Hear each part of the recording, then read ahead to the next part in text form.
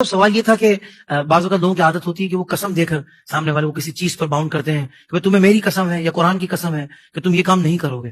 تو سامنے والے نے اگر وہ کام کر دیا تو کیا اس کو کفارہ دینا پڑے گا، حالانکہ قسم تو سامنے والے نے دی تھی؟